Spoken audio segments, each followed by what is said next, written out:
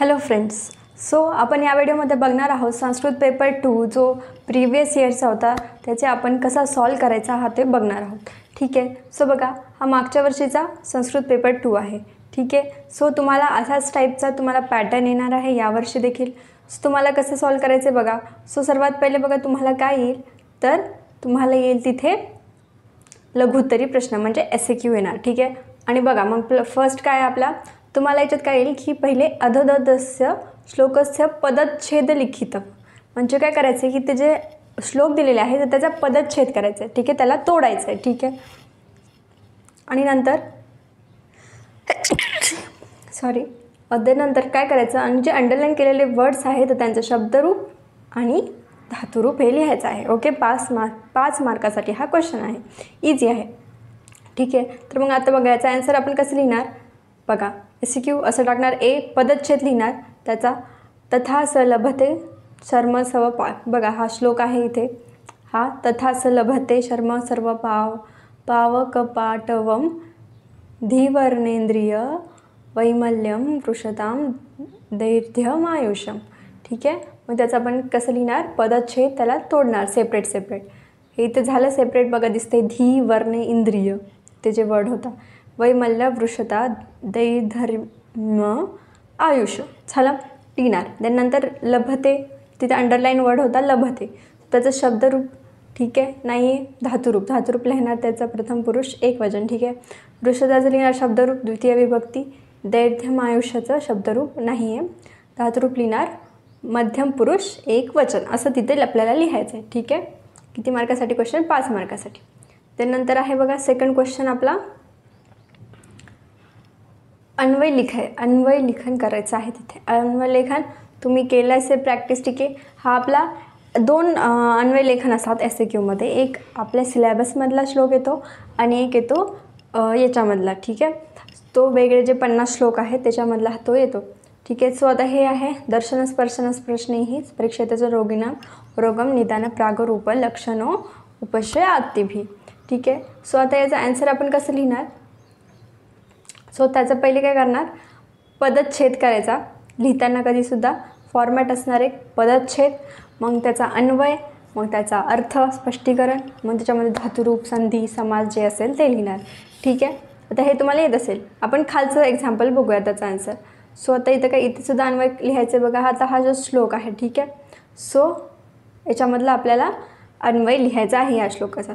तर मग तो कसं लिहिणार बघा. सर्वात पहिले आपण लिहिणार श्लोक. ठीक आहे. आन्सरमध्ये असं लिहिणार श्लोक लिहिणार. सेम श्लोक लिहिला जसा तसा, मग त्याचा पदच्छेद करायचा म्हणजे त्याला तोडायचा आहे. ठीक आहे. त्याच्या संधी विग्रह करायचा. बघा इथे केलं आहे बघा चत्वारी दादानी, म्हणजे याच्यामध्ये इतकं काही नव्हते जोड शब्द. ठीक आहे. झाला. मग आता अन्वय लिहायचा. आता त्याचा अन्वय काय आला बघा. तर चत्वारी दानानी प्रोक्तानी परमहर्षिभी, पण इथं काय आहे बघा अन्वय परमहर्षिभी नानाशास्त्रांनी विचार्य अत्र. बघा इथलची लाईन वेगळी झाली, इथलची लाईन वेगळी आहे. बरोबर. त्यानंतर काय परत्र च शर्मने चत्वारी दानानी प्रोक्तानी, म्हणजे याचा अर्थ असा की इथे सांगितलं आहे परमर्षींनी की नाना प्रकारचे शास्त्र सांगितले आहे विचार्याचे. ठीक आहे. आणि ते काय अत्र परत्र इथे आणि दुसरी म्हणजे या लोकात परलोकात. ठीक आहे. च शर्मने किती सांगितले, चत्वारी सांगितले आहे दानानी आणि प्रोक्तानी सांगितलेलं आहे. तर ते आपल्याला तिथे लिहायचं आहे बघा. जो श्लोक आहे तर याचं तिथे आपला हा अन्वय झालेला आहे. ठीक आहे. म्हणजे काय करायचे, वर्ड्स शफल करायचे आहे आपल्याला. आणि हे केव्हा समजेल, जेव्हा आपण खूप सारे अन्वय बघून घ्या. तुम्हाला काय आता लास्ट मिनिटला तुम्ही पेपरला जायच्या आधी जितके काही अन्वय तुम्ही लिहिले असतील बरोबर. ठीक आहे. तुमच्या रेकॉर्ड बुक्समध्ये, तर ते सर्व तुम्ही एकदा बघून घ्या की त्याचे अन्वय कसे केलेले आहेत आपण. ठीक आहे. राईट. सो ते जर तुम्ही नुसतं बघून जरी गेले ना, तुम्हाला पेपरमध्ये ॲटलिस्ट बरोबर थोडं तरी तिथे तुम्हाला लिहिता येईल. ठीक आहे. ज्यांना अन्वय काहीच येत नाही त्यांच्यासाठी. ठीक आहे. मग त्याचा अर्थ लिहायचा बघा. इथे परमर्षींनी विविध शास्त्रांचा विचार करून या लोकात आणि परलोकात 4 प्रकारचे दान सांगितलेले आहे. झालं. याच्यात धातुरूप शब्दरूप लिहिणार. संधी नाही याच्यात कोणती पण, आणि समास नाही आहे. ठीक आहे. म्हणून ते नाही लिहिणार. झालं. 5 मार्काचा क्वेश्चन. त्यानंतर आता नेक्स्ट पेजवर बघा. आता प्रयोग विपरिणमयत. म्हणजे याच्यात काय करायचं तर आपल्याला प्रयोग करायचा आहे वाक्याचा, म्हणजे जसं ॲक्टिव्ह वाईज पॅसिव्ह वाईज असतं तसं. ठीक आहे. सो बघा आता याचं आहे ॲन्सर लिहिलेलं आहे मी, 2 याचे ॲन्सर लिहिलेले आहे. ठीक आहे. आता बघा याच्यासाठी एक ट्रिक आहे. ती ट्रिक कशी की बघा 121 आणि 311 अशी ट्रिक आहे. तर ती कशी बघूया. आता बघा हा फर्स्ट एक्झाम्पल आहे, दिसलं तुम्हाला. काय आहे हे वाचा. अहम वित्तेमेव चिंतयामी इतकंच आहे. ठीक आहे. सो आता बघा अहम जो वर्ड आहे तुम्ही शब्दरूप पाठ केले आहेत. ठीक आहे. त्याच्यामध्ये अहम हा जो शब्द आहे, ठीक आहे, सर्वनाममध्ये येतो आय थिंक. सो तर त्याचे जे पूर्ण जो चार्ट आहे, ठीक आहे, एकवचन द्विवचन विभक्ती 7, ठीक आहे. सो त्याच्यामध्ये बघा हा जो वर्ड आहे तर हे जे आहे त्याची प्रथमा विभक्ती आहे, प्रथमा विभक्ती आहे. ठीक आहे. आणि हे जे वित्तमेव आहे हे आहे द्वितीय विभक्ती, त्या वित्तम या वर्डची. देन वित्त या वर्डची सेकंड विभक्ती आहे आणि चिंतयामी ही आहे प्रथमा विभक्ती, प्रायमरी. झालं. सो दॅट्स वाय कधी पण काय करायचं, सपोज पहिले जे आहे ना हे सेंटेन्स याच्यामध्ये जे 3 शब्द आहेत त्यांची विभक्ती ओळखून घ्यायची. ठीक आहे. ते आपल्याला समजतं की लास्टला काय शब्द वर्ण लागलेला आहे त्याच्यावरून त्याची विभक्ती. आता इथं अहम आहे हे फर्स्ट वर्ड आहे म्हणून प्रथमा. तर वित्तमेव सफिक्सला लागलं आहे त्याच्यामध्ये इथं द्वितीय विभक्ती आली. म्हणजे काय हे 1 to 1 बरोबर. मग आता काय करायचं, जे तुम्हाला 1 to 1 दिसलं त्याचं तुम्हाला करायचं आहे 311. 311 म्हणजे काय तर फर्स्ट याची तृतीय विभक्ती करायची, सेकंड याची प्रथमा आणि थर्ड याची प्रथमा. मग कसं करणार, अहमची तृतीय विभक्तीमध्ये काय येतं, मया येतं. सो इथे तृतीय विभक्तीमध्ये मया. वित्तमेव याचं काय प्रथमा विभक्तीमध्ये वित्तम आणि चिंतयामीचं चिंतयामी, कारण दोन्ही पण प्रथमा विभक्ती होते. समजलं. इतकं इझी आहे ते, इतकं जास्त त्याच्यात काही नाही आहे.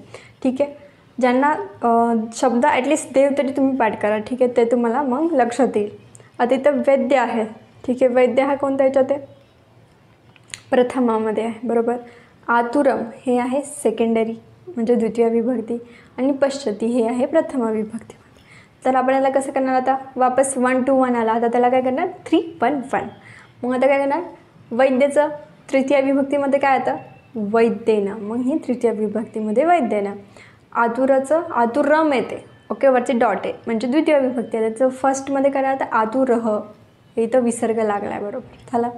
पश्यती प्रायमरी म्हणजे प्रथमा. झाला. इझी.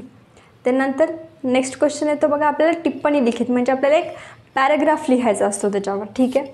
सो सन्निपात. सो आपल्याला सन्निपातवर तिथं पॅराग्राफ लिहायचा आहे. त्याच्यामध्ये आपला श्लोक आला पाहिजे सन्निपातचा, त्याचा अर्थ आणि स्पष्टीकरण ते लिहायचं आहे. चला 5 मार्काचं क्वेश्चन. देन आहे शब्दस्थ निरुक्ती तथा पर्यायवचनाने लिखित व्हा. म्हणजे आता निरुक्तीने पर्याय विचारला आहे. मग पित्तम दिलेलं होतं मागच्या वर्षी. सो त्याची आपण निरुक्ती लिहिणार. ठीक आहे. त्याचं एक्सप्लेनेशन लिहिणार आणि त्याचे पर्याय लिहिणार. ठीक आहे. झाला. इझी आहे. नंतर संस्कृत भाषायाम अनुवादेयता. म्हणजे बघा आता इथे डिफरंट टाईप्स ऑफ क्वेश्चन येऊ शकतात. असं पण येऊ शकतं किंवा संस्कृतमध्ये दिलेलं असेल त्याला आपल्या मातृभाषेत करा. ठीक आहे. सो बेसिकली इथे काय तर मराठी आणि इंग्लिश 2 लँग्वेजमध्ये असणार इथे बरोबर. सो ज्यांचं हिंदी आहे, हिंदी घेतलं त्यांना हिंदीमध्ये येईल. ओके. सो याच्यामध्ये काय असेल की तुम्हाला एक पॅराग्राफ दिलेला असेल, तो कोणत्या पण एक गोष्ट असेल. ओके. ते तुमच्या ज्या कथा आहेत 5 त्याच्यातील नसणार आहे बरोबर. सो हे जे तुम्हाला 4-5 लाईनी दिल्या जातील तर त्याचं तुम्हाला संस्कृतमध्ये त्याचा अनुवाद करायचा आहे. ठीक आहे. ट्रान्सलेट करायचं. मग तुम्ही कसं करणार ते सिम्पल आहे. जितका पॅराग्राफ दिला आहे, ठीक आहे, सपोज 4 ते 5 लाईनचा पॅराग्राफ आहे तर लाईन्स त्याचा जो अनुवाद आहे, ठीक आहे, सो तो सुद्धा 4 ते 5 लाईन्स असायचा. एक्सेस तिथं भरमसाठ करायचं. कारण जर आपल्या मराठीमध्ये जर 4-5 लाईन आहे तर संस्कृतमध्ये त्याचं 20-25 लाईन तर होणार नाही बरोबर. सो डायरेक्ट त्याचं जितक्या लाईनी तितक्या तिथे लिहायच्या आहे संस्कृतमध्ये. ओके. फॉर्म करायचे संस्कृतमध्ये वर्ड्स. ठीक आहे. लिहायचं तिथं. त्यानंतर काय आहे बघा, मातृभाषा अनुवादेयत म्हणजे काय तर बघा आता इथे रँडम संस्कृत भाषेतील एक तुम्हाला 4-5 लाईनी दिल्या आहेत बरोबर. तर त्याला तुम्हाला तुमच्या मातृभाषेत करायचं म्हणजे मराठी, इंग्लिश, हिंदी कशामध्ये तुम्ही लिहू शकता. मग आता हे जे आहे याचं सेम ॲज दॅट की जितक्या लाईन्स दिलेल्या आहेत तितक्याच तिथे आपण अनुवाद करायचा आहे. ठीक आहे, झालं. एक पेज ॲटलिस्ट आपण तिथे लिहू शकतो जास्तीत जास्त. देन नंतर आता एल क्यूमध्ये बघा काय, तुम्हाला आता एक पॅरेग्राफ दिलेला जाईल संस्कृतमधला रँडम पॅरेग्राफ. जसं बघा आपल्याला याच्यामध्ये होतं स्कॉलरशिपची परीक्षा असेल, नवोदयची असेल, आठवलं मराठीचा, तसं इथे संस्कृतचा दिलेलं जाईल. आणि त्याच्यातून तुम्हाला तिथे खाली 5 असे क्वेश्चन विचारले जाणार. सो हे 5 क्वेश्चनचे तुम्हाला ॲन्सर लिहायचे आहे एका वाक्यात. ठीक आहे, समजले. आता ते तुम्हाला तिथे वेगवेगळ्या डिफरंट पॅरेग्राफ येईल तर तुम्हाला तिथे बघून तुम्हाला तिथे लिहावं लागणार आहे. ठीक आहे, त्यानंतर टिप्पणी लिखित. वापस क्वेश्चन आला एल क्यूसाठी. सो याच्यामध्ये कृतांना वर्ग लिहिणार आपण. ठीक आहे, सपोज कृतांना वर्ग आला तर मग त्याच्यात काय, त्याचा श्लोक लिहिणार, अर्थ आणि प्रकार आणि त्याचे द्रव्य लिहिणार. कृतांना वर्गात कोणकोणते द्रव्य येतात. ठीक आहे, वनस्पती जे जे काय असेल. आणि विरुद्धाहारमध्ये श्लोक, त्याचा अर्थ, विरुद्धाचे प्रकार जे आहेत 18, 17 आणि त्याचे उदाहरण पण लिहिणार. ठीक आहे, झालं. हे आपल्याला लिहायचं आहे. जास्तीत जास्त आपण इथे एक्सप्लेन करू शकतो कारण एल क्यू आहे, दॅट्स वाय. तर नंतर आता हा क्वेश्चन आहे. आता हा क्वेश्चन कसा आहे की हे जनरल तुम्हाला क्वेश्चन विचारले जातील संस्कृत भाषेचा एक ज्ञान म्हणून. बघा त्याच्यामध्ये मुख्य संहिता कोणती आहे ते, परत भूतात्मकेन शुद्धती, हे परत काय को पशुभी समाना. तर हे जे आहे हे तुम्हाला ह्याचे जे आन्सर आहे मेनली तुम्हाला येऊ पण शकतात किंवा येऊ पण नाही शकत. ओके, हे आपण ऑरमध्ये ठेवू शकतो. ठीक आहे, नंतर सप्तदुष्य लिखित. सप्तदुष्य कोणते आहेत, जे आपले 7 धातू. ठीक आहे, ते लिहायचे. पित्तदोषाचे गुण लिहायचे, इझी आहे. सो असे मिक्स्ड क्वेश्चन तिथे असणार. ते नंतरच्या 5 याच्यामध्ये काय असतील, निरुक्ती लिहायची आहे. निरुक्ती बघा, इंद्रिय असते अग्नीची, पर्याय लिहायचे आहे प्रज्ञाची आणि रोगचे. इझी आहे, इथे स्कोरिंग तुम्ही करू शकता आउट ऑफ. आणि लास्टचा क्वेश्चन आहे बघा, अधोदत्तस्य श्लोकस्य पदच्छेद विग्रहवाक्य अन्वय वाक्यार्थ शास्त्रार्थाचं लिखित. म्हणजे सेम जो क्वेश्चन होता तिथे 5 मार्काला, याच्यामध्ये पदच्छेद लिहिणार त्या श्लोकचा, विग्रहवाक्य लिहिणार. म्हणजे विग्रहवाक्य म्हणजे काय, तर आता हे आहे बघा, वेगानीर हे बदलात, म्हणजे काय, तर हे आहे विग्रहवाक्य. तर याचं विग्रहवाक्य काय लिहिणार, मग असं करायचं इज इक्वल्स टू लिहिणार वेगानीर, मग यब्द आणि वेग नीर ये बदलात. ठीक आहे, असं आपण तिथे जे जे त्या श्लोकामध्ये जे वर्ड्स असतील मोठे मोठे त्यांचं आपण लिहिणार. तसं बघा इथं आहे साध्यमामयम, म्हणजे काय लिहिणार बघा आता, साध्य आणि आमयम, साध्य प्लस आमयम असं तिथे लिहायचं विग्रहवाक्यामध्ये. ठीक आहे, वाक्यार्थ शास्त्रार्थ तेच आपलं संधी समास, त्याच्यात शब्दरूप धातुरूप हे लिहिणार. ठीक आहे, सो हे आपले एल क्यू झाले. सो असा बेसिकली असा आपला टोटल पेपर असणार आहे. ठीक आहे, आणि आता कथा. ठीक आहे, आता कथा आहेत आपल्याला किती, टोटल 5 कथा आहेत बरोबर. सो आता इथे शॉर्टमध्ये ह्या कथा आहेत बघा. फर्स्ट आहे शपनक कथा. माहीत असेल तुम्हाला की एक मणिभद्र नावाचा माणूस होता, त्याला तो एकदम कंगाल झाला. मग त्याच्या स्वप्नात एक शपनक आला. ठीक आहे, जैन भिक्षू. आणि मग ते त्याला म्हटलं मी येईल तुझ्या घरी, माझ्या डोक्यावर काठी टाक आणि नंतर मी सोन्याचं होईल. सो ते झालं. त्यानंतर त्यांनी खूप साऱ्या जणांना बोलवलं अजून लालचमध्ये, आणि त्यांनी त्याचे शपनक आहेत त्यांची हत्या केली. ठीक आहे, सो तिथे असंच त्याचा बोध होतो की अति लालच करायचं नाही. ठीक आहे, असं आपल्याला तिथे सारांश लिहिता आला तर तिथे लिहायचं आहे. हे बघा तुम्ही बघून घ्या, वाचून घ्या एक शपनक कथा. ठीक आहे, शॉर्टमध्ये. त्यानंतर ब्राह्मणी नकुल कथा, हे सुद्धा सर्वांना माहीत असेल. ठीक आहे, ब्राह्मण आणि त्याची बायको असते. ओके, त्यांचं एक मूल असतं आणि त्यांनी हे जे काय म्हणतात, नकुलला काय म्हणतात आपल्या ह्याच्यात, ओके ते आठवत नाही मला त्याचं मराठीमध्ये नाव.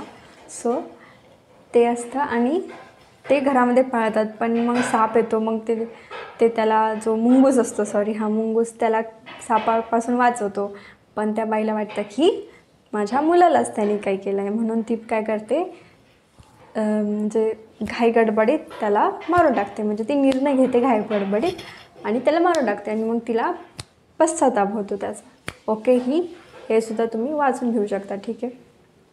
त्यानंतर लोभाविष्ट चक्रधर कथा, हे सुद्धा तुम्हाला माहीत असेल. ठीक आहे. त्यानंतर जे 4 हे होते, 4 ब्राह्मण होते. ठीक आहे. सो ते कसे मूर्ख होते ते आहे याच्यामध्ये. त्यानंतर सिंहकारक मूर्ख ब्राह्मण, आता हे सिंहवाले मूर्ख ब्राह्मण होते की त्याच्यामध्ये तो सिंह आला तरी देखील त्यांना वाटत होतं की आमच्याकडे, म्हणजे त्याच्यामध्ये एक आपण म्हणतो की ज्याला प्रॅक्टिकल नॉलेज होतं आणि बाकीचे सगळे शास्त्रामध्ये पारंगत होते, पण ते तिघंजणं एकाला कमी समजत होते. पण लास्टला काय झालं, जो शेवटचा होता, जो ज्याला सर्व प्रॅक्टिकल नॉलेज होतं तोच शेवटी वाचतो. बाकी हे तिघं ज्याला नुसतं शास्त्रामधलं नॉलेज असतं तर ते मरून जातात. ठीक आहे. सो हे एक आहे, वाचून घ्यायची. देन मूर्ख पंडित कथा. ठीक आहे. हे सुद्धा ही एक कथा आहे. सो तुम्हाला आता हे जेवढं मी सांगितले तुम्ही तेवढं करा. ठीक आहे. पेपर चांगला द्या, व्यवस्थित लिहा. आता याच्यामध्ये टाईम कन्झ्युमिंग आहेच क्वेश्चन. ठीक आहे. त्याच्यामुळे आपल्याला टाईम मॅनेजमेंट हे आलं पाहिजे. ठीक आहे. जे 20 मार्काचे जे MCQ आहे ते आपल्याला 20 आउट ऑफ 20 हे पाहिजेच पाहिजे. त्याच्यासाठी मी ऑलरेडी व्हिडिओ अपलोडेड आहे, ते जर तुम्ही बघितलं तर मला आउट ऑफ 20 मार्क हे पडणारच आहेत. सो ते 20 मार्क फिक्स करा आणि मग इथे तुम्हाला जास्त एक्स्ट्रा पण करायची गरज नाही आहे. ठीक आहे. या पेपरमध्ये all the best. Thank you. Subscribe करा, लाईक करा.